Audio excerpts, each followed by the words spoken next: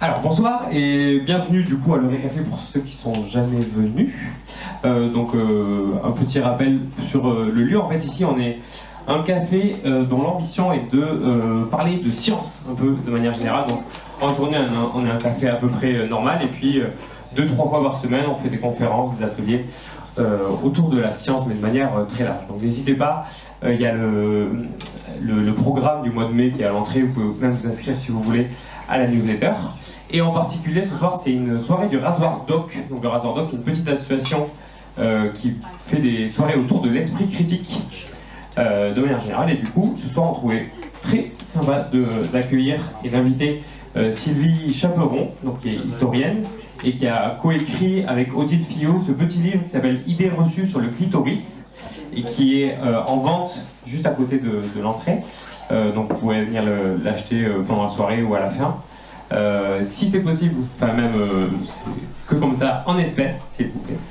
Ça sera plus simple à gérer. Donc voilà, cette soirée aura comme sujet de fond l'idée reçue sur le clitoris. Et du coup, je vais m'arrêter de parler, je vais laisser la parole à Sylvie. Bonne soirée à tous et à plus tard. Merci beaucoup.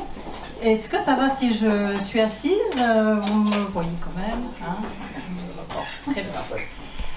Alors donc moi je vais vous présenter ce livre. Enfin, déjà je remercie le Rasoir Doc et le café qui me permet de présenter cet ouvrage. C'est un livre que j'ai coécrit avec Odile Fillot. Donc Odile Fillot est une chercheuse indépendante, une journaliste scientifique qui tient un blog d'ailleurs, hébergé aussi par Le Monde, où elle décortique un certain nombre de fausses théories qui circulent. Et elle est connue aussi pour avoir créé un petit logiciel qui permet d'imprimer le clitoris en 3D à taille réelle. Hein. Donc celui-ci est à taille réelle, celui-ci il est un peu augmenté dans ses proportions. Voilà, je vais afficher tout de suite le site d'Odile, donc j'appuie là, voilà. Voilà, sur ce site, Odile Fillot, wixsite.com/clitoris, vous pourrez télécharger gratuitement ce petit logiciel si vous avez une imprimante 3D chez vous et si ça vous amuse d'imprimer ce clitoris. Voilà.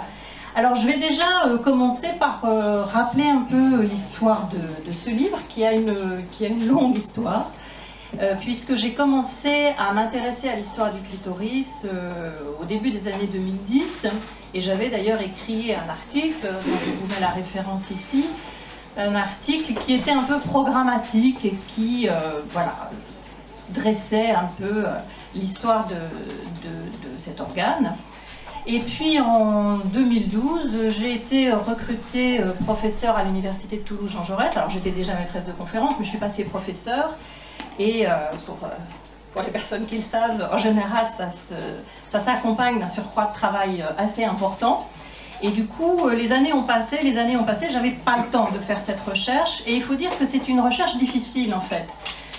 Parce que nous, les historiens, les historiennes, on n'a pas fait de sciences médicales, on ne connaît pas l'anatomie, on ne connaît pas la physiologie, donc ça nous oblige moi ça m'a obligé vraiment à me renseigner sur l'histoire de l'anatomie, sur l'histoire de la physiologie, sur l'histoire de la gynécologie, sur l'histoire de l'endocrinologie, sur l'histoire de la psychanalyse, mine de rien c'est un petit bouquin mais qui m'a demandé quand même beaucoup de travail pour à chaque fois ne pas dire de bêtises sur les sciences qui avaient produit des discours sur le clitoris. J'avais signé en 2012 aussi un contrat chez Payot Rivage qui finalement a été résilié. J'ai dû rembourser les droits d'auteur, ça arrive ça. Hein. Il a été résilié parce que j'avais pas le temps en fait. Et puis finalement le temps a passé, il y a eu beaucoup de médiatisation autour du clitoris, il y a eu effectivement cette petite maquette 3D qui avait fait le buzz, qui a entraîné beaucoup de débats autour du clitoris. C'est la raison pour laquelle Odile Fillot a créé un site, d'ailleurs pour répondre à un certain nombre de mythes qui circulaient sur le clitoris. Il y a eu un ouvrage fait par un sexologue, Jean-Christophe Picard, La fabuleuse histoire du clitoris, alors qui a fait là aussi pas mal de bruit, mais qui a créé aussi pas mal d'erreurs historiques. Bon, c'est un sexologue, c'est pas un historien. Il y a eu l'ouvrage de Delphine Gardet, beaucoup plus sérieux, sur politique du clitoris. Il y a eu un ouvrage de la philosophe Malibou sur le plaisir effacé. Et bref, tout ça pour dire qu'on arrive après, finalement presque après la bataille, il y a eu déjà beaucoup de choses. Mais finalement, on a quand même voulu, enfin moi j'ai quand même voulu faire un livre parce que au fur et à mesure que se produisaient et que s'écrivaient ces histoires, ben, il y avait aussi des erreurs qui étaient répétées. Et finalement, c'est très bien qu'on ait été hébergé par la maison d'édition Cavalier Bleu, qui a une collection qui s'appelle Idées reçues, parce que ça nous forçait justement à focaliser sur un certain nombre d'idées reçues. D'idées reçues sur l'organe, mais aussi d'idées reçues sur l'histoire scientifique de cet organe. Voilà. Alors moi, je vais vous en présenter quelques-unes de ces idées reçues. Alors une vulgate qui circule beaucoup sur cette histoire, c'est que d'abord il aurait été très mal connu, ce qui n'est pas tout à fait exact, et d'autre part qu'il aurait été périodiquement oublié et redécouvert à plusieurs reprises. Il y aurait eu une redécouverte à la Renaissance et il y aurait eu une redécouverte récemment par l'urologue O'Connell à la fin des années. Vous voyez qu'il y a un vocabulaire assez riche autour du clitoris dans l'Antiquité, qui est hypodermis. Donc hypodermis, ça veut dire sous la peau, là encore, ça mentionne cette place du gland du clitoris sous les petites, la jonction des petites lèvres. Et puis le clitoris, dont l'étymologie est très compliquée, on consacre tout un chapitre à cette question d'étymologie, je ne vais pas y revenir, mais c'est le terme qui sera repris à la Renaissance pour nommer le clitoris.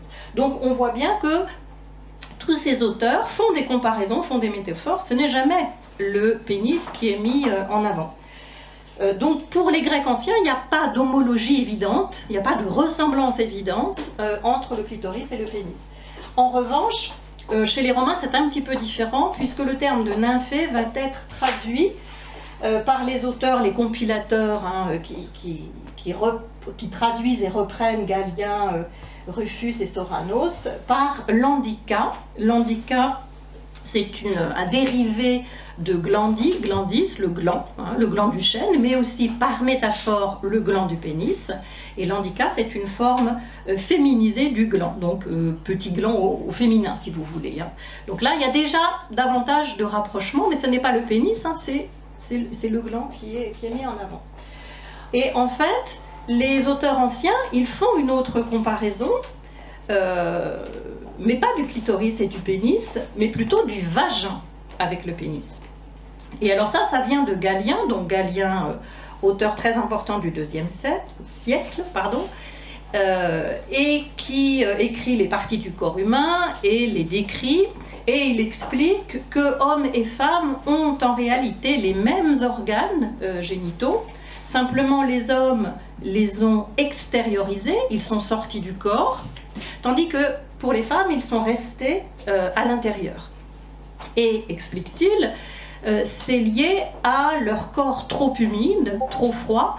Chez les Grecs anciens, il y a la vision de la maturation et de la croissance corporelle qui est liée à la chaleur et à la sécheresse. Et les hommes étant plus secs, étant plus chauds, ils ont eu un développement plus important et donc ont extériorisé leurs organes. Donc pour Galien, le scrotum, c'est l'utérus. Le scrotum correspond à l'utérus chez les femmes. Le pénis correspond au vagin chez les femmes. Et ce qui est à l'extérieur, la vulve, correspond au prépuce masculin. C'est ça l'homologie qu'ils font. Alors on peut appeler ça un phallomorphisme. J'ai repris ce terme à une philosophe féministe des années 1970, Luce Irigaray. Alors elle utilisait ce terme pour critiquer la pensée freudienne et pour critiquer le monisme sexuel de Freud. C'est-à-dire que dans la pensée de Freud, il y a un sexe le phallus, et puis il y a celles qui n'ont pas le phallus et qui sont les femmes. C'est ça, la critique qu'elle porte à Freud. Mais on peut reprendre ce terme pour effectivement voir qu'il y a quand même dans les sciences une tentation de comparer les organes génitaux féminins et masculins, le plus souvent aux dépens des femmes. Et finalement, on ne voit les organes féminins que par comparaison, que relativement aux organes masculins. En quelque sorte, l'homme est les talons, le parangon, l'aboutissement, et les femmes sont les autres, comparées à ce corps idéal. Alors, ce premier phallomorphisme, il signale une infériorité, parce que si les femmes sont humides, si les femmes sont plus froides, c'est un signe d'infériorité. Elles ont un corps inachevé, moins développé. Aristote est assez clair d'ailleurs sur cette idée-là. Donc le phallomorphisme signe en général, évidemment, une comparaison aux dépens des femmes. Et on va chercher dans la nature l'explication de leur infériorité. Alors, à la Renaissance, on va donc pratiquer la dissection, ce qui ne se faisait pas chez les Grecs, en tout cas pas la dissection de corps humain. Galien, il appuie son propos et sa description des organes par la dissection des singes, par la dissection des porcs, par la dissection des animaux, mais il n'y a pas de dissection du corps humain ou à une très petite période. Donc la dissection des corps humains, elle va avoir lieu à la fin du Moyen-Âge et à la Renaissance, et ça va permettre effectivement de connaître de façon beaucoup plus approfondie l'intérieur des corps et de critiquer Galien, Soranos, qui vont être de plus en plus critiqués par les anatomistes de la Renaissance. Mais on peut voir quand même que dans les premières représentations, il n'y a pas de planche anatomique non plus dans l'Antiquité, donc les planches anatomiques, c'est quelque chose qui apparaît à la Renaissance aussi. Les premières planches anatomiques qui apparaissent donc au XVIe siècle, ici sont représentées de Vézal d'une part dans la fabrique du corps humain et de Ambroise Paré dans ses œuvres. On a là deux représentations des organes génitaux féminins et on voit, alors même que ces auteurs dissèquent, ouvrent des corps, regardent des organes, on voit bien qu'ils adaptent finalement la pensée de Galien et que leur illustration finalement ne fait que représenter ce que Galien décrivait. Donc on voit ici un sexe de femme, donc ici l'utérus qui représente le scrotum, ici le vagin qui représente, qui est fait comme du pénis, et ici la vulve ouverte, la fente. Alors évidemment, dans cette logique représentative, le clitoris et surtout la comparaison pénis-clitoris n'a pas vraiment lieu d'être, puisqu'il y a déjà un premier phallomorphisme qu'il faut en quelque sorte remettre en question. Et Ambroise Paré, on a la même représentation. Donc, un deuxième phallomorphisme va apparaître à partir du moment où la structure interne du clitoris est mise en avant et où on va faire une autre comparaison, non plus du vagin avec le pénis, mais du clitoris avec le pénis. Alors, ce qui est intéressant, c'est de voir que les premières représentations qui intègrent le clitoris avec ses parties internes sont quand même assez fidèles à la représentation de Vézal. Vézal, c'est quand même un très grand anatomiste qui exerce une influence très importante sur son époque, mais aussi sur l'anatomie qui va suivre. Et donc, on ne contredit pas aisément Vézal quand même. Donc Eustache, on le voit représenté ici. Alors Eustache, il avait préparé des plaques de cuivre pour faire des gravures pour un livre qui finalement ne sera jamais imprimé ou qui sera imprimé beaucoup plus tard. Mais on voit bien que sur sa plaque de cuivre, donc il reprend le premier phallomorphisme en quelque sorte, donc le scrotum, l'utérus, le pénis, vagin, sauf qu'il rajoute à l'extrémité le clitoris. Donc ici, le gland et le corps du clitoris, et ici les deux piliers du clitoris. Ici, on a Plater qui lui aussi reprend cette représentation de Vézal, hein, très proche de Vézal, sauf qu'au bout, il va ouvrir la vulve, il va ouvrir la fente, et il va placer, vous voyez ici, le clitoris. Hein. Donc on a ici, je ne sais pas si vous voyez bien, parce que c'est pas évident, hein, mais on a ici le gland, le corps, et les jambes du clitoris qui sont représentées dans le haut de la vulve. Donc ça, ce sont les premières tentatives de représentation, mais par la suite, on va voir que très souvent, ce qu'on met en avant, c'est la ressemblance, dans les planches anatomiques, hein, c'est la ressemblance du pénis avec le clitoris. Donc on a ici Fabrizi d'Acquapendente, qui représente d'une part la vulve, ici, avec les petites lèvres et ici le clitoris, et puis qui représente ensuite les parties internes du clitoris, et on voit bien que le gland, le petit bourrelet ici qui ressemble fort à un prépuce, le corps du clitoris et les jambes, il y a une similitude assez frappante avec le clitoris. On peut citer, alors on pourrait mettre plein de planches anatomiques, je ne vous en ai mis qu'un petit nombre. Hein. Ici, Casseri, on est au début du XVIIe siècle, qui représente lui aussi donc la vulve ouverte, hein, disséquée, avec les jambes ici du clitoris, le corps et le clitoris qui ressemble à un petit pénis. Alors, j'ai mis un contre-exemple, une façon de représenter qui ne souligne pas la ressemblance avec le pénis, pour ne pas faire croire que toutes les planches anatomiques sont faites sur le même modèle. Hein. Il est parfaitement possible de représenter autrement, et certains anatomistes font le choix, dans certaines planches, de représenter le clitoris autrement. Et c'est notamment le cas ici de Régnier de Graff. Nous sommes aussi au XVIIe siècle, milieu du XVIIe siècle, où Régnier de Graff fait le choix de représenter ici le capuchon et le gland du clitoris, ici les petites lèvres, ici le corps et ici les jambes du clitoris, avec ici l'endroit où elles sont fixées aux os pubiens, hein, puisque les jambes du clitoris sont arrimées aux os pubiens. Alors, ces petites représentations qui soulignent la ressemblance avec le pénis sont accompagnées de commentaires aussi. Alors bien sûr, les médecins ils savent très bien que clitoris et pénis ne sont pas pareils, hein, et notamment parce que le clitoris ne contient pas l'urètre, donc ça fait une différence majeure. Donc ils savent très bien, mais il y a plein de petites phrases qui traînent un peu dans leurs propos, où en fait ils vont souligner la petitesse et le côté ressemblant en moins bien fait du clitoris avec le pénis. Alors je peux vous en citer quelques-unes. Par exemple, Rioland, ou plus exactement le traducteur en français de Rioland, hein, qui dit que le clitoris des femmes est un portrait naïf du membre des hommes qui en imite toute la structure. Ou on peut citer aussi Jean Liébaud, qui parle d'une substance partie charneuse, partie nerveuse, semblable aux membres virils, si petite toutefois qu'elle ne se connaît en peu de femmes.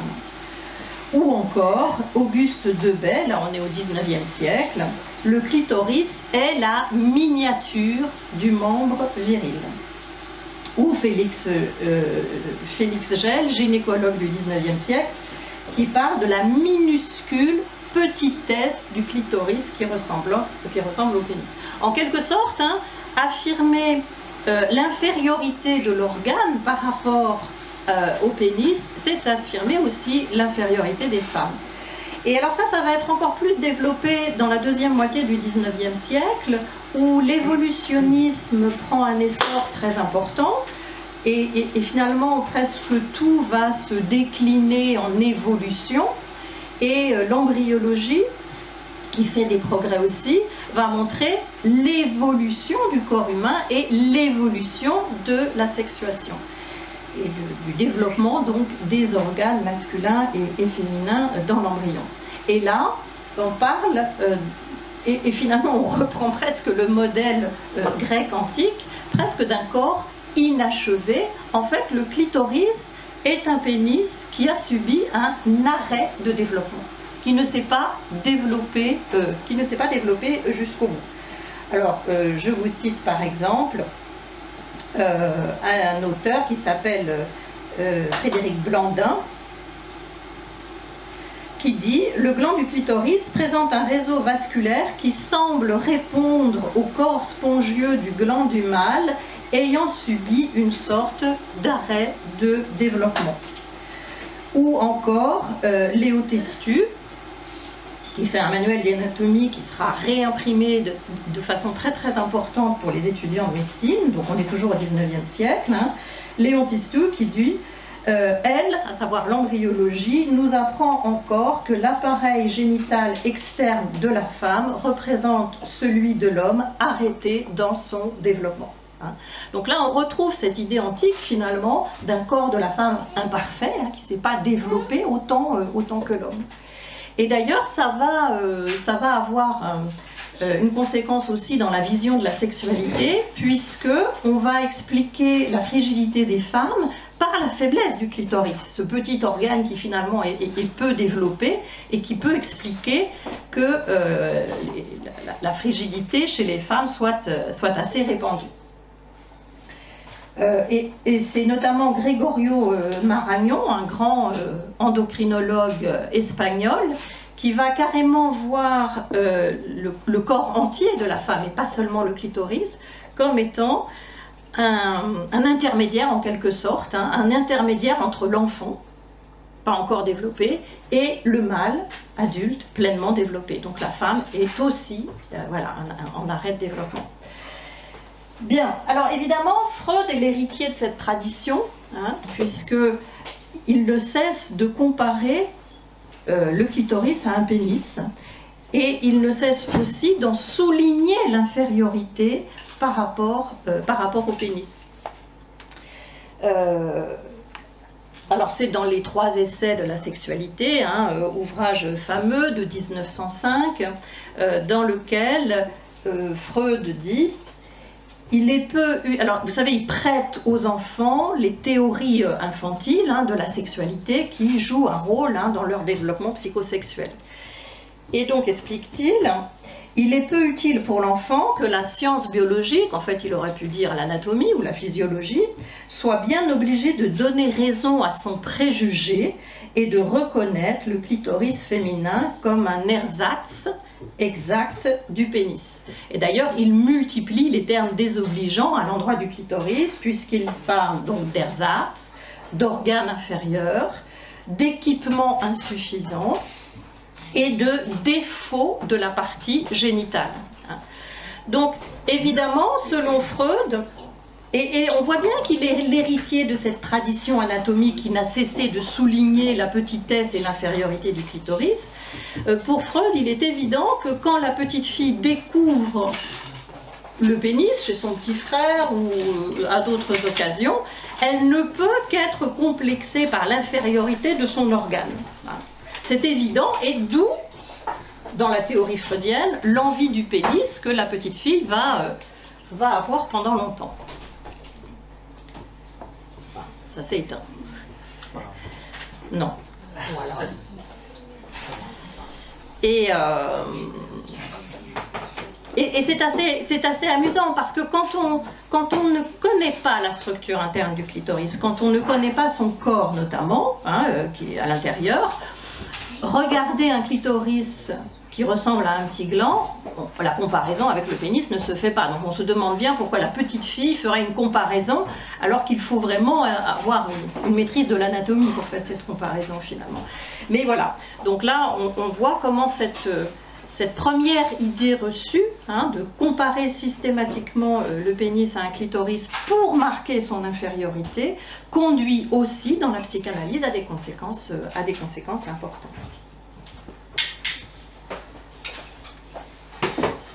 Alors, deuxième idée reçue. Alors, cette idée que le clitoris est un petit pénis, vous pouvez encore la retrouver, hein, dans des ouvrages, y compris d'anatomie ou de physiologie aujourd'hui. Mais bon, elle est quand même beaucoup moins prégnante que dans le passé.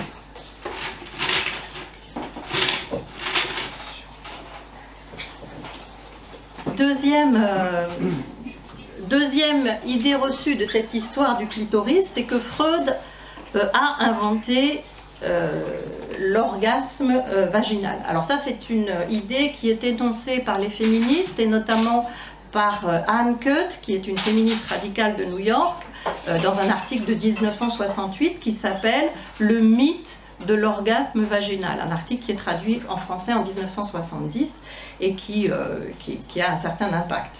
Et des historiens états-uniens vont reprendre cette idée, notamment avec Thomas Laqueur. Alors je ne sais pas si c'est un nom qui vous évoque quelque chose, Thomas Laqueur, mais c'est un historien des sciences qui a écrit La fabrique du sexe et qui s'est intéressé justement à la façon dont la biologie a expliqué les différences de sexe au fur et à mesure du temps, dans différentes périodes. Et qui a repris cette idée-là, qu'on retrouve répétée par beaucoup d'historiens. Avant Freud, on ne parlait jamais d'orgasme vaginal, mais Freud a inventé l'orgasme vaginal. Alors cette idée, elle a évidemment un fondement de vérité qu'on connaît en partie, mais elle est aussi partiellement fausse. D'une part, parce que Freud n'a jamais parlé d'orgasme vaginal. Il n'a jamais accolé ces deux termes. Vous pouvez lire toute sa littérature, il n'a jamais employé ces deux termes. Notamment parce qu'il n'emploie que très rarement le terme d'orgasme. Il préfère parler de plaisir, de zone érogène, etc. Ensuite, parce que l'idée que les femmes ont du plaisir par le vagin est une idée très ancienne, qui n'est pas inventée par Freud, et qui même est de plus en plus fréquemment énoncée à la fin du XIXe siècle. On a par exemple un médecin français, Pierre Garnier, alors qui était tombé presque dans l'oubli, on le confondait avec des homonymes, mais Pierre Garnier est un auteur qui a fait énormément de livres sur la sexualité. Bon, c'était un médecin, qui a fait énormément de livres sur la sexualité, et dans ses ouvrages, il critique ce qu'il appelle la toute-puissance du clitoris, pour justement dire que chez beaucoup de femmes, le foyer érogène le plus important, c'est le vagin, et c'est depuis le vagin que, comme il dit, les irradiations terminales du plaisir atteignent leur plein développement. Donc l'idée de l'orgasme vaginal, même si lui n'emploie pas non plus ce terme, elle est déjà là. Et côté allemand, on peut citer Krafft-Ebing, qui énonce déjà ce que Freud ne fera que répéter,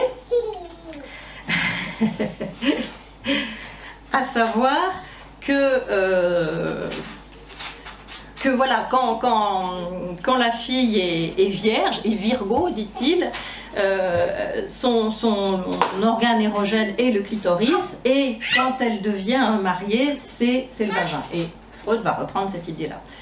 Donc, il n'a pas parlé d'orgasme vaginal. 2, il n'est pas l'inventeur de cette notion que le vagin est un lieu de plaisir. Mais en revanche, c'est vrai qu'il va lui donner une importance très forte. Et c'est d'ailleurs, quand on regarde un peu le corpus qu'il a écrit, c'est une idée très stable. Il la répète depuis 1897. Donc 1897, c'est la première fois qu'il l'énonce dans une correspondance privée avec son alter ego Fies.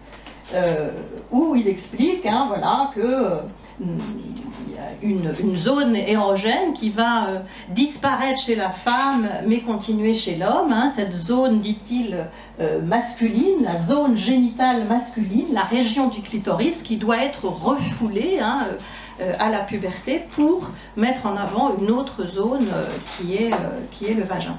Et cette idée, elle va évidemment prendre une importance très grande dans la communauté des psychanalystes. Alors, elle laisse les physiologistes et les anatomistes sceptiques.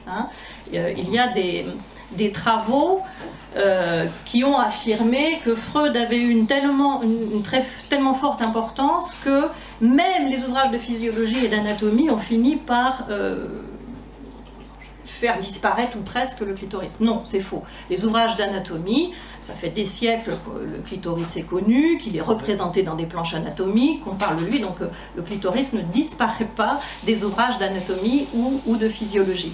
La plupart des médecins continuent d'insister sur l'importance du clitoris dans le plaisir féminin, même si, sous l'influence effectivement de la psychanalyse, mais aussi, on l'a vu, de la physiologie d'avant Freud, hein, il parle aussi du vagin. Alors s'impose donc essentiellement de façon forte dans la communauté des psychanalystes, beaucoup moins évidemment chez les anatomistes, les physiologistes et même les sexologues en général, hein, parce que voilà, les sexologues ils apparaissent dans l'entre-deux-guerres. Mais ce qui est intéressant à voir, c'est comment finalement la psychanalyse, alors même que Freud est un médecin, hein, et la plupart des psychanalystes sont des médecins, surtout dans les premières générations, c'est intéressant de voir comment ils accueillent cette idée-là. Ils n'osent pas la critiquer parce que Freud c'est quand même voilà, le chef de la psychanalyse, mais en même temps ils en montrent les limites, hein. Alors je vous cite, on pourrait citer plein de psychanalyses, mais je vais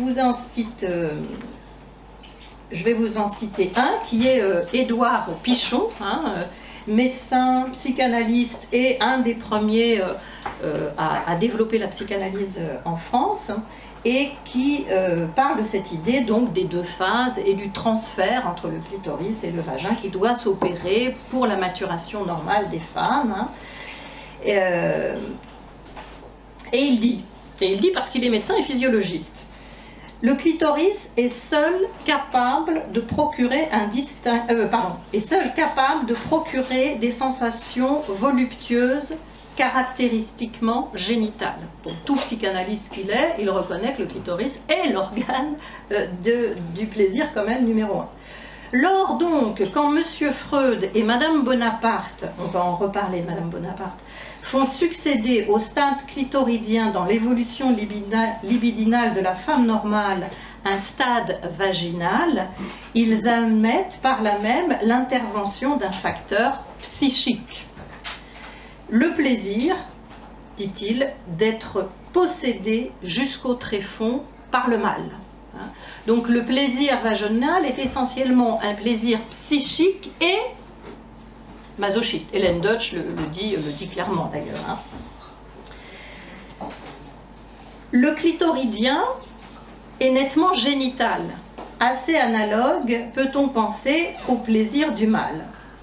Le second plaisir, au contraire, le vaginal n'est pas proprement génital, mais essentiellement sexuel, absolument propre à la position psychologique de la femme vis-à-vis du sexe masculin. Donc on voit bien comment la psychanalyse s'est complètement émancipée en fait de la physiologie et de l'anatomie, que ces médecins connaissent pourtant, en mettant en avant un facteur psychique, hein, d'un développement psychosexuel féminin. Voilà, alors la critique de cette idée sera faite essentiellement par les sexologues dans un premier temps, c'est-à-dire qu'avant que les féministes critiquent cette idée-là, des sexologues l'ont critiquée, Alfred Kinsey notamment, William Master et Virginia Johnson aux États-Unis, mais aussi certaines femmes psychanalystes, hein, qui ont critiqué aussi cette idée-là dans les années 60.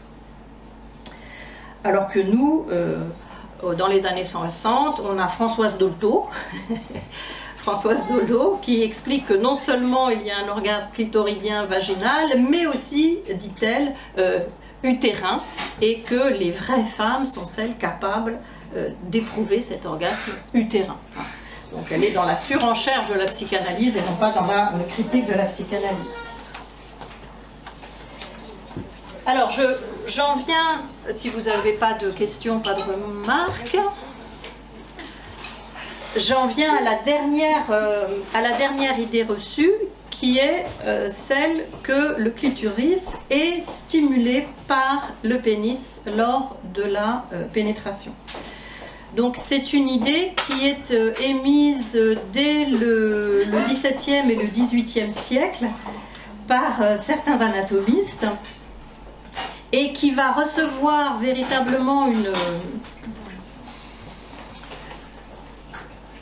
qui va prendre du poids de façon très importante avec un anatomiste allemand qui s'appelle Kobelt, George Ludwig Kobelt, dont j'ai mis ici une série de planches anatomiques, même si lui-même s'appuie sur des anatomistes antérieurs. Ce n'est pas le premier à énoncer ça, mais c'est celui qui va lui donner du poids, et cette idée va se développer après la publication de son ouvrage au milieu du 19e siècle. Donc c'est un anatomiste allemand et qui, pour la première fois, fait tout un ouvrage sur les organes de la volupté en allemand. C'est traduit en français par le sens génital. C'est-à-dire qu'il ne s'intéresse pas à la fécondité, il ne s'intéresse pas à la reproduction, il s'intéresse à ce qui permet le plaisir et l'orgasme. Qu'est-ce qui donne le plaisir chez l'homme ou chez la femme? Donc c'est vraiment un travail sur la volupté. Et tout son travail de dissection est autour de cette question-là. Alors il a une méthodologie assez intéressante, ce Kobelt, puisque son travail va reposer sur, d'une part, l'anatomie comparée.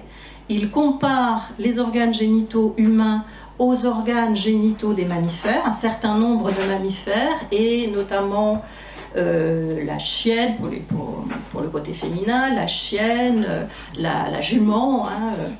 Et chez ces mammifères-là, il observe même les saillies, les reproductions, et il va même mettre sa main dans la vulve d'une chienne au moment où elle s'apprête à recevoir le mâle, et dit-il que le clitoris est là, très durci, assez bas dans le vestibule, assez bas dans la vulve. Donc, pour les mammifères, le clitoris est effectivement, en tout cas les mammifères qu'il a utilisés, le clitoris est effectivement situé assez bas dans la vulve, dans le vestibule, et donc peut être sollicité, dit-il en tout cas, alors je ne sais pas s'il y a des éthologues ici qui pourront confirmer, peut donc être stimulé par la pénétration. Et la deuxième méthodologie qu'il met en œuvre, c'est les préparations anatomiques, c'est-à-dire que, selon lui, on ne peut connaître les organes génitaux, mâles ou femelles, que si on les met en état d'érection. Sauf qu'évidemment, la pudeur de l'époque, Master et Johnson, ils vont le faire, des érections en laboratoire. Mais à l'époque, au milieu du 19e siècle, ce serait vraiment trop indécent. La pudeur l'interdit. Donc, qu'est-ce qu'il va faire pour mimer cette érection? Eh bien, il va remplir des organes morts, à partir des veines et des artères, par un produit assez épais, assez séreux, qui va gonfler ces organes et qui va reproduire l'état de l'érection. Et il fait de ces préparations anatomiques ensuite des pièces anatomiques qu'il expose dans les musées. Et les pièces anatomiques de Kobelt étaient extrêmement réputées. Et dit-il, il a fait plein de visites de musées pour voir s'il y avait des pièces anatomiques équivalentes aux siennes, et dit-il, il n'a jamais trouvé une pièce anatomique du clitoris bien faite. Alors on n'a pas malheureusement ces pièces, elles ont été détruites par le bombardement lors de la Seconde Guerre mondiale, donc on n'a malheureusement pas conservé les pièces anatomiques. On a des planches anatomiques qui ont été dessinées d'après ces pièces, que je vous ai mis ici, où on voit effectivement le genou ici et le corps du clitoris, le gland très augmenté dans ses proportions, très érigé, gonflé. On a ici la même représentation avec les bulbes gonflés et le clitoris très gonflé, les bulbes ici très gonflés. Alors je vous ai mis par comparaison une planche anatomique plus avant Kobelt, de 1839, de Bourgerie et Jacob, où le clitoris n'est pas représenté en érection, mais quand même assez érigé. Et pour vous montrer aussi que les bulbes étaient parfaitement connus, alors ils sont en fait connus depuis le XVIIe siècle, et le réseau veineux qui se situe entre le corps du clitoris et les bulbes était aussi parfaitement connu et représenté dans les planches anatomiques. Ce réseau s'appelle le réseau de Kobelt, en mémoire de Kobelt, mais en fait ce n'est pas Kobelt qui l'a découvert, il existait déjà auparavant.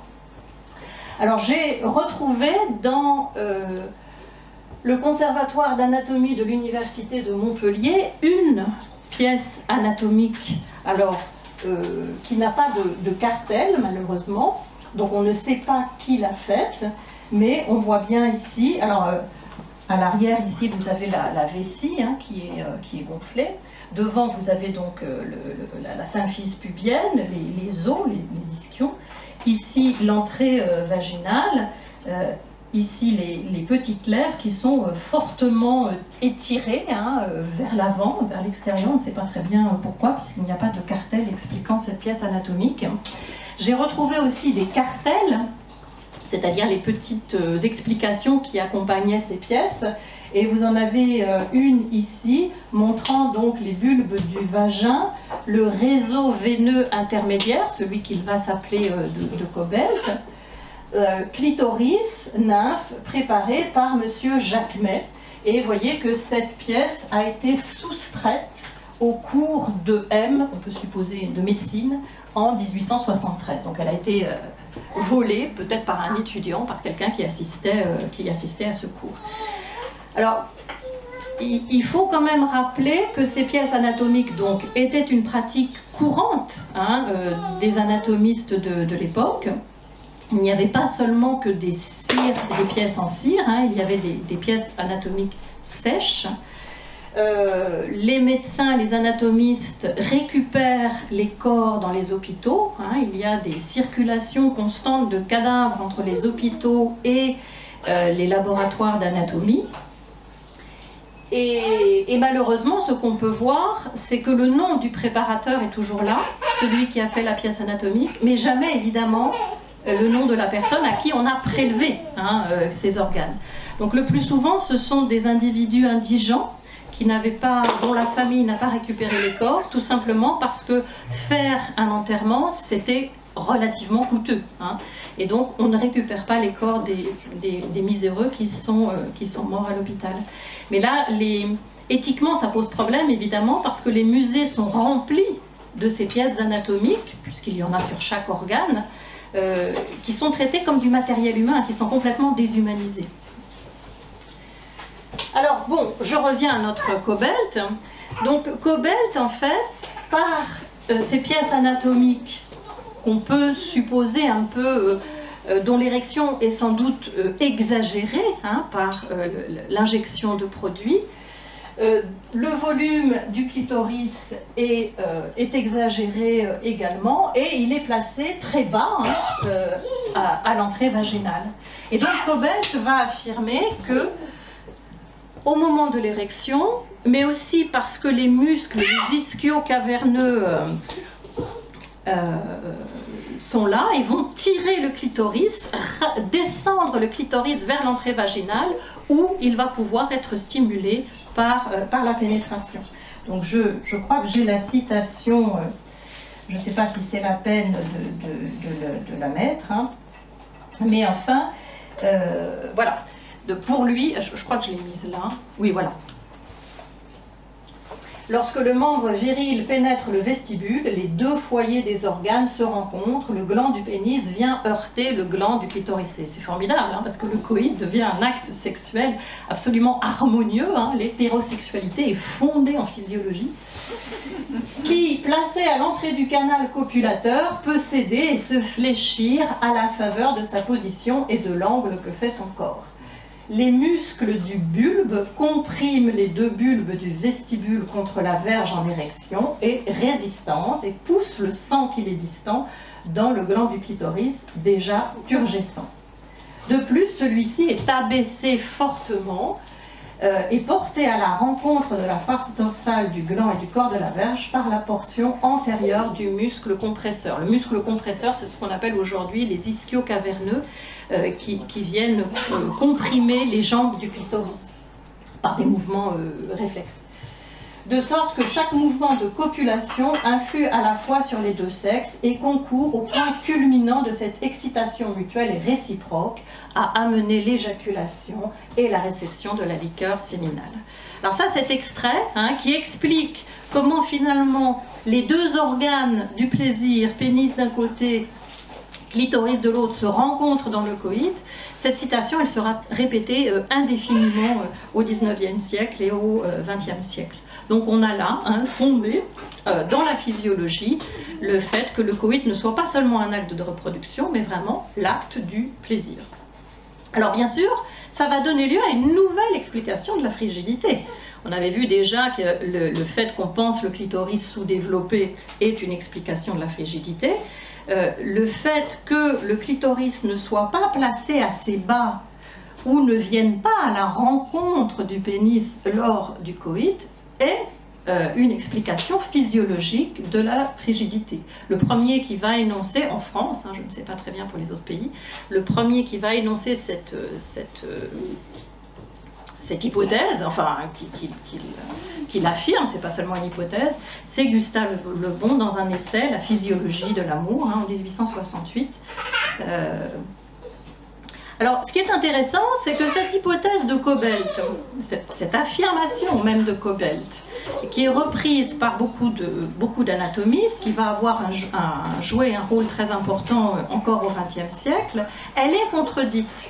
Et elle est contredite très tôt, dès la publication de Cobelt en 1851, enfin pour la traduction française en 1851, il y a des auteurs qui contredisent la théorie de Cobelt et qui expliquent que, le clitoris il est placé très haut dans la vulve, en général beaucoup, 2, 3, 4 cm au-dessus du vagin, et donc il ne peut pas être stimulé, et 2, il ne peut de toute façon pas bouger, ni baisser, ni relever, puisqu'il est maintenu par le ligament suspenseur aux os pubiens.